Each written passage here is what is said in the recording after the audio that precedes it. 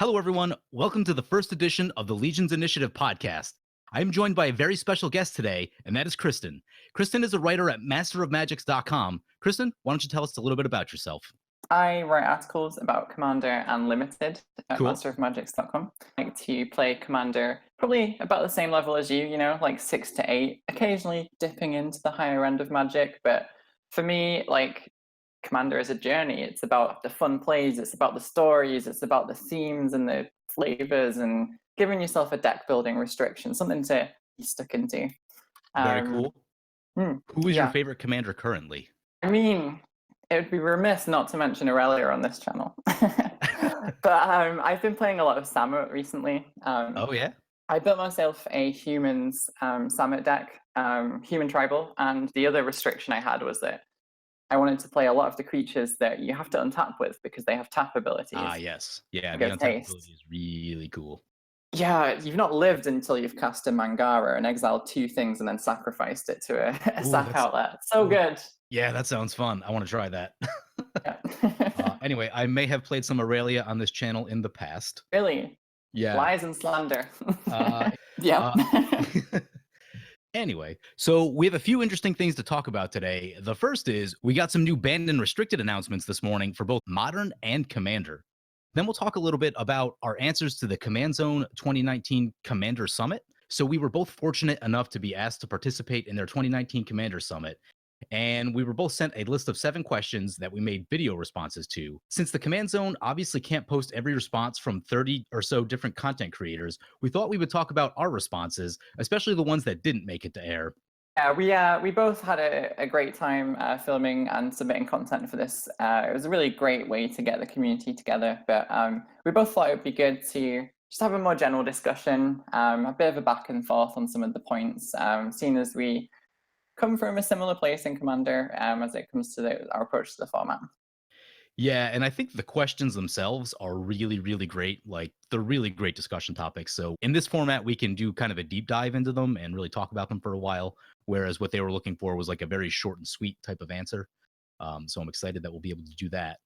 Yeah, And it was so hard to get all of my thoughts into the 2 minute slot. I think one of the main parts of feedback that I noticed from people was that sort of saying that people's arguments weren't sort of fully formed or didn't go over everything. And I think it's important just to note now that, like, trying to fit everything that you think about a particular topic into 2 minutes and come up with a really quick thesis is just impossible.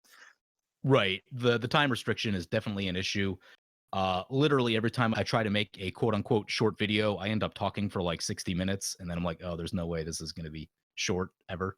So just Magic being what it is, it's always really complex to talk about, whatever you're trying to talk about. So yeah, the time restriction is definitely a little bit of a thing. We won't have so much of that here, so that's why I'm excited. Now, Yeah. I will mention that they did break their video into 2 parts. We haven't seen part 2 of the series yet. We've only seen part 1. So I don't know exactly what things people will say, what ideas will get put forth in part 2, if you or I will even be present in part 2. So just keep that in mind as we get going through some of these questions. Sure, sounds good. So, shall we move on to the banned and restricted announcement? Yeah, so banned and restricted. Let's talk about Commander. Okay, so the first card that has been put on the ban list for Commander is something that we've been talking about probably for a good year at least, and that is Paradox Engine. Yeah. So ironically, I was having a discussion on Twitter like literally 3 days ago about banning Paradox Engine, not because it's the most powerful thing in the format, just because it's really homogenizing. Like when I play in my more competitive group on Thursday night, like most of the win conditions are Paradox Engine based. Or at least it's one of the win conditions in the deck. So it almost doesn't matter what the commander is. You probably just run into a Paradox Engine win of some kind or another at some point. Um, Sure. I mean, it's always a problem when a card becomes that level of good that it's bad not to play it. I right, mean, right. that philosophy has guided a lot of bannings in different formats, like Standard. I think Smuggler's Copter, that was a bit of a ban for that reason. It's like, well, why wouldn't you play it? It's a great card. Exactly, exactly. Like, it doesn't matter what deck it is, you just run as many as you can in that format. Exactly. It's like when you're playing white, you play Teferi's Protection and Smothering Tithe, right? Right, yeah, all the time, 100%. But that's not the same thing at all. No, no, no, no, those are very different. But yeah, so I like that Paradox Engine is banned, but I'm actually surprised because it's not the most powerful thing in the format. Like, it is powerful, but like Flash Hulk and other combos that are more restrictive, but I guess they're also more narrow. Flash Hulk only shows up in certain decks devoted to being Flash Hulk decks. But Sure. I um, think maybe some of the philosophy might have been behind, like takes a long time or can potentially fail as a combo is something that promotes sort of really uninteractive and boring gameplay. It's one of the reasons Sensei's Divining Top got banned in Legacy, I think, just because the amount of time it took to do all of the actions. It just kind of promotes a longer, more uninteractive, and sometimes aimless game. It's the same reason that you don't want people to drop mass land destruction without a win condition on board, right?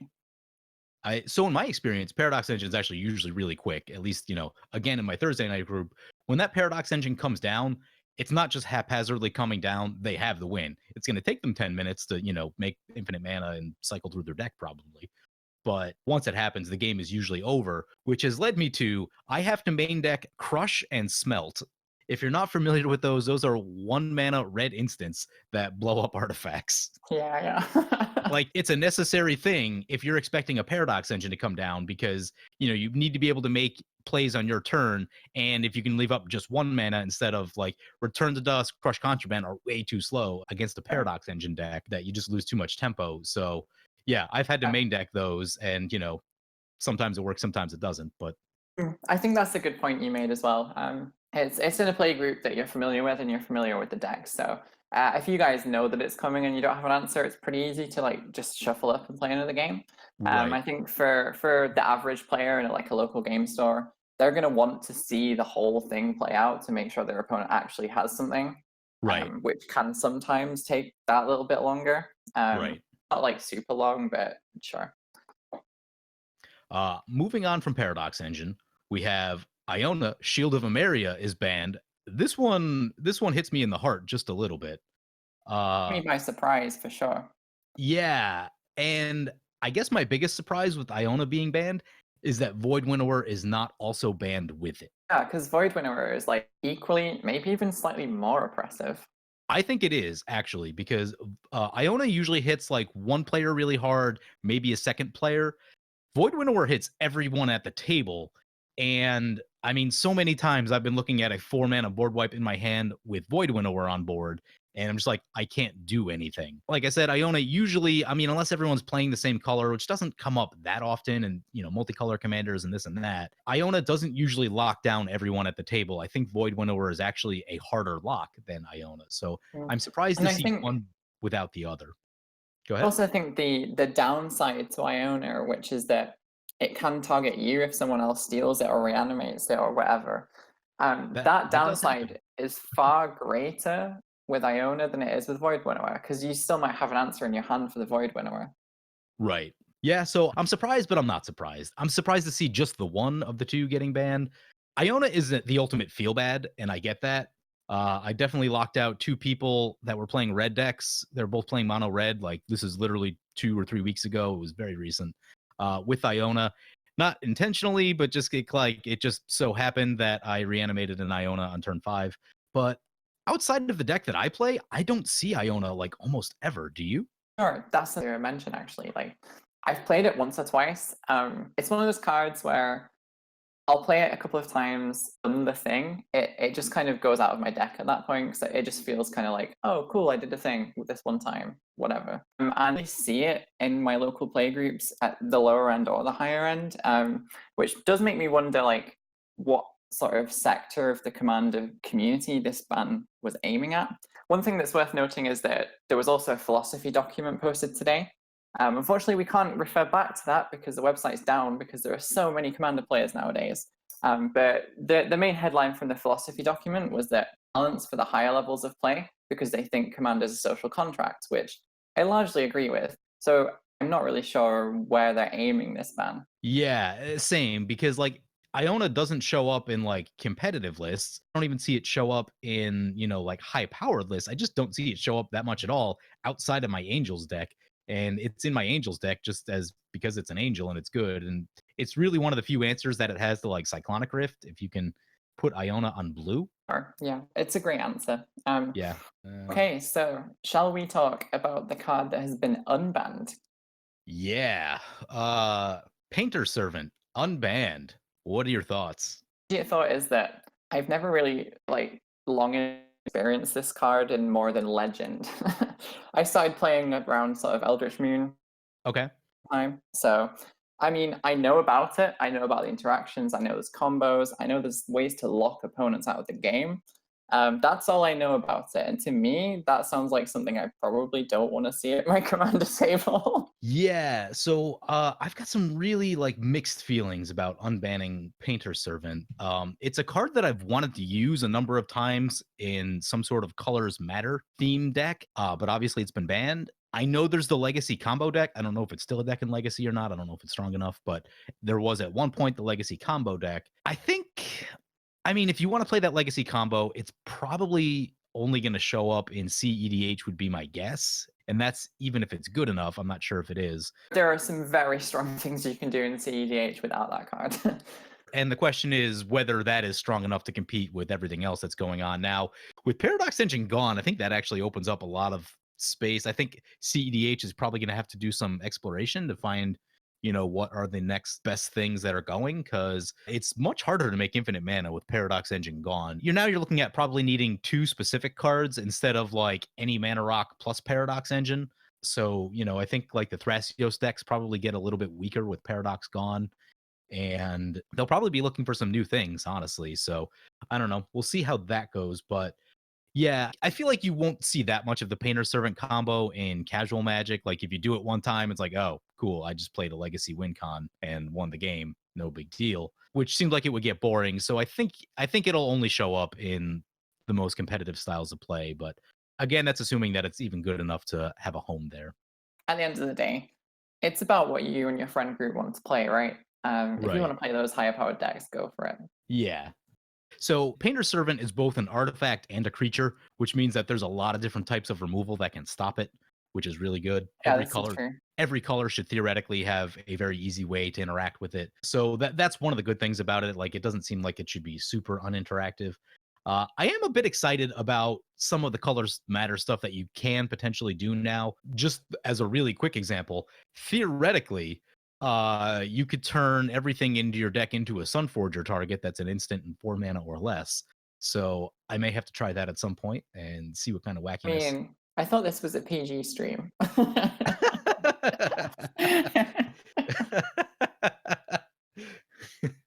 What, you don't want me to Sunforger like a fact or fiction? Calm down. That sounds too good. Too good. No. But yeah, so I am interested about some of the colors matter things that you can do with Painter Servant. A little bit nervous about what that means rules wise, but there are other cards that change colors like 8.5 tails, and it's generally been fine. So it should be interesting. It's an interesting unban. And I guess time will tell to see if it's good or too good. The thing that comes to mind for me is Send Triplet Celestial Dawn interaction. What is that one? I know send triplets. What is Celestial? So it is an enchantment for 3 mana. Lands you control are planes. Non-land cards you own that aren't in play, blah blah blah blah blah, are all white, and you can spend them of any color. So Ah, giving yes. that to someone and then changing their stuff into like a different color sounds pretty awful. Yeah. Yeah, I guess you could do that. That is one thing you could do. Which is definitely within the color pie for a Send Triplets deck, I think. Right. Yeah, it'll be interesting. I mean, I guess it depends on whether people pick up that combo or not. Yeah, I Um, mean, that card's already triplets anyway, because it lets you play the cards that you've taken from your opponent's hand, right, so yeah, it's already really oppressive on its it's own. just So, gravy. It's just yeah. gravy, honestly. Put the Painter Servant in there and see what happens. Yeah. So, yeah, I mean, it's an interesting unban. We'll have to see what happens. I don't know. Maybe it does nothing. Maybe it doesn't show up all that much. Maybe it's Flash Hulk, which isn't part of this banned restricted announcement, but it's something I want to talk about real quick. I was discussing this with someone on Twitter this morning that when they unbanned Protean Hulk, the general consensus was it should be fine. And it's really not fine. Like, it's in the top tier of CEDH decks. Like, it is very, very powerful and it's very hard to stop. So my question is, what happens when their analysis of unbanning a card is incorrect? Because they were obviously incorrect about the safety level of unbanning Protean Hulk. What happens if unbanning Painter Servant is a really big problem? How long does it take to get it banned again? Sort of a question. Yeah. So, interestingly, I'm not sure it's on their radar with the Protein Hulk thing. Just from hearing some of the sort of philosophy from Jimmy and Josh, who are obviously quite sort of cool of people that curate that list. They were saying in the summit video that they don't think Commander as a format should be balanced for that top 10% of competitive. As much as 1v1 competitive EDH has its own ban list, like Forever's banned, I think maybe that is the answer to this one. Because I personally haven't seen the Flash Hulk combo. Yeah, you won't really see it outside of CEDH. Like, it's, it is meant to win the game on the spot. But which is interesting though, because that does sort of out Commander as a format as being unique in that the ban list is not of play, which every other format it is. Right. Now I have on occasion seen a value Protean Hulk, like not the instant win combo. They just want to get some cards, but usually even doing that like is still pretty good because you're talking probably 2-3 cards that are all very integral to what your opponent's trying to do. So Exactly. I mean, we've all dropped a Necropotence as a draw engine and not a combo engine, right? right. Don't worry, I'm not comboing off. In fact, if you let me keep this Necropotence, I'll probably just kill myself because I'll be at like 6 Yeah, and yeah. I'll die to a gentle breeze rolling through the battlefield. So yeah, but that was one thing I was talking about a little bit this morning is what happens when the rules committee analysis is off on what's going to happen with a card? What if it is crazy? I think it would have to impact the format at large. I think it would have to Yeah, be a card with high availability and cheap cost for starters. I also think it yeah, would have to think that there's no reason not to play. right. Paradox Uh, Engine. yeah. So one thing I was talking about too, Austin from Commander 99 and I, we took a trip to Magic Fest Dallas, and we had to drive from Austin to Dallas, which is about 3 hours. And we were talking about this in the car that it almost seems like you need two ban lists. You need a competitive ban list and you need a regular commander ban list. It's kind of a nightmare to implement and, it's going to be confusing. And I get all that. But like for the ultimate gameplay, you could ban certain cards from regular commander. Like you wouldn't need, I mean, I guess it's banned entirely now, but you wouldn't want Paradox Engine in regular commander because it just does crazy things. But if you wanted to play it in competitive, then you could, because in competitive, it's fine. Like Paradox Engine isn't usually the fastest and most powerful win condition. A lot of times it's Right. the backup one. Interesting that we had a very similar discussion in our local play group that people kind of sort of labeled it as the difference between Commander and EDH. Like when people, these terms are like locked into what they should mean, but people have a different attitude, I guess, is the thing that we kind of sort of singled out. Like when you think of Commander, you think of more able, less all about winning. EDH, oh, prosh, Right. Yeah. Frosh prosh. food chain go. Like, Yeah, definitely about the approach and the philosophy, I think, to play. right. And like I said, it'd probably be a nightmare, like logistically to implement all of that and to get everyone on board for it.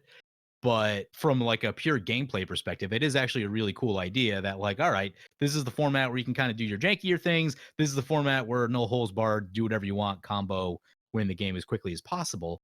And Hmm. having separate ban lists for those, it sounds interesting. It does, particularly because that's basically the two styles of gameplay that people like, right? Right. And the two styles that people will happily bring two decks for. I have this deck with me. Is that too strong for the table? Okay, let's bring out this one. And I think most of the good and nice people prepare for both of those eventualities so that they can I've actually run into a number of people who only bring competitive decks. It's the weirdest thing. Like, it doesn't seem like it should really. be that difficult to bring a casual deck, yet they'll have one deck in total, which is just like tier 1, tier 2 CEDH, or they'll have like two or three decks that are all like tier 2 CEDH. it happens every once in a while, but it just doesn't seem like it's that hard to like, hey, maybe I should just bring a casual deck just in case. And I don't know. There's people that don't do Yeah, that. like that. Even if you bring like a lower powered deck, you can, if you're a good player and you know Magic, you can easily win with it, right? Oh yeah. Because Yeah. even if you've restricted certain cards, you will still see the lines of play. You'll see the politics. You'll see the tempo of the game. Like it doesn't stop you from winning. You just it, and I find it sometimes a lot more rewarding to go on that journey. Yeah. Like some games you just need to not be the threat and you'll win because everyone else will just kind of go at each other. The other day, I was also playing Edgar. There's some lot of cool cards come out recently, and I had a player to my right who used Thief of Blood on his Dark Depths and had all of a sudden huge things in the air. Left had like a Zatalpa and a load of other indestructible things in the air. And I had a Okay. couple of tokens, but they both couldn't kill me because they needed me to kill the other one. Nice. And I eventually managed to like draw into Vishkal and do some shenanigans and managed to like stay alive from Yeah. Twilight Prophet triggers. Okay. But man, I was on the edge of my seat thinking about that. I was like, if one of them just swings at me and I have to use this removal, then I'm completely wide open. Yeah. I've been playing a little bit of Edgar Markov as well, and flyers are the anti Edgar Markov. Definitely, definitely. Anyway, so moving Yeah, on from commander ban lists, I'm going to talk really briefly about the modern ban list updates. sure, let's go for it. So, banned in modern is Bridge from Below. Have you had any experience with modern or Bridge from Below in the past couple weeks, month or so? So I've not been playing Modern myself, but I some people streaming and playing it. Man, that is a strong deck. There were a lot of cards on the watch list for that deck. Altar of Dementia, Yeah. himself, Bridge from Below. I don't know what the correct card to ban from that list is, but I think Bridge from Below, because obviously making the zombie tokens is what lets you do all the convoking. But honestly, it kind of feels like think about faithless looting again. Like Yeah. could have just done that, right? Yeah. So I went to Magic Fest Dallas last week. That was a modern event. And all the modern players were talking about was Hogak Bridgevine, I believe it's called. And someone was telling me, a modern player in the event, they said it's possible to kill on turn 2, but it's one of the most consistent turn 3 and turn 4 victories in the format, which to me sounds like that you have to ban something if that's the case. Sure, Um because as- they want modern to be like quick-ish, but not that quick. right, yeah, it's like turn 2 win with consistent turn 3 and turn 4, that's insane. Like that is I guess like Bloom Titan I think did that occasionally, but probably still with less consistency. It locks out all the fair decks essentially, right? Because it just over centralizes the metagame. Oh yeah. It's just insane. I like the reasoning that Watsy gave for the ban on Bridge from Below. To me, their rationale makes sense that it's this free combo enabler that you don't have to spend mana or other resources. It just kind of sits in the graveyard and generates a ton of zombie tokens, which you can use to do your thing. So I agree with that. Anytime that you can do something for free in Magic, Right. people will break it. Yeah, exactly. Repeatable and free are pretty much like the staples of broken cards. Hmm. And so to me, that seems like it should be good. I don't know how much it slows down the deck. I don't know exactly what it does, but surely it must take away some amount of consistency and slow the deck down some and give the other decks at least some kind of fighting chance in the format. Yeah, I hope so because I think I've been more interested in playing Modern after Modern Horizons and hearing that there's been a few more tournaments put on. Of Yeah, it as a same. format, I don't like the idea of playing against Hogak every day. Right. So I realize that like I personally prefer slightly slower formats and modern has been too fast for me for a very long time. Like I want to play formats where I can slam a Baneslayer Angel and that's no longer modern. Oh, And I'm hoping with some of the blue stuff that they printed and now with this getting banned that the format will actually slow down a turn or two and you might have what I would call more interesting games where it's not just first one to combo wins kind of thing. So it'll be interesting to see if the blue decks can now start to get a foothold with this ban and actually slow the format down, especially with the new counter spells that they printed. yeah. I think that if the ban does do what Wizards want it to, will change. I think the focus will move over to faithless looting again, but also I think Teferi and Narset are cards to watch. Yeah. Yeah, I could see that. People have been talking about Faithless Looting for a long time. Teferi's been doing some stuff. Uh, yeah, we'll have to see. Anyway, we'll wrap it up there. Once again, where can people find you? Okay, so you can find me on Twitter at the Kristen Emily. We can just type that up and have that underneath. I'm currently doing a bit of a giveaway. I won my pre-release and won some cool Ultimate Guard stuff, so I'm going to give away a few things too. So if you want to go and find my tweet and retweet that Very as cool. well. I write articles over at masterofmagics.com, mostly Commander, but I do dip into draft as well. Yeah, so that's where I'm at. Also, I want to say big thanks to you, PJ, for inviting me on here today. You're very welcome. It's been great. Really enjoyed it. Definitely one Awesome. of my favorite content creators anyway. So it was really sweet to be able to just have a bit more of an extended chat with you. Awesome. Well, thank you. I appreciate all the kind words, and I'd like to thank you for coming on as well. And with that, I think we'll wrap everything up. As always, feel free to comment, like, or subscribe. Thank you for watching. I want to thank my awesome Patreon supporters. You guys are awesome. If you want to help support the channel and vote on which decks I play next, or if you're just looking to get some high quality games of NTGO, feel free to check out my Patreon at the link below.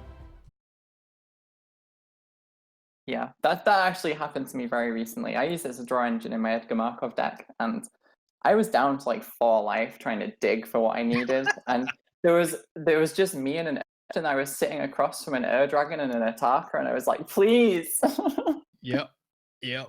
I won, but you know, Nice. it Nice. was touch and go.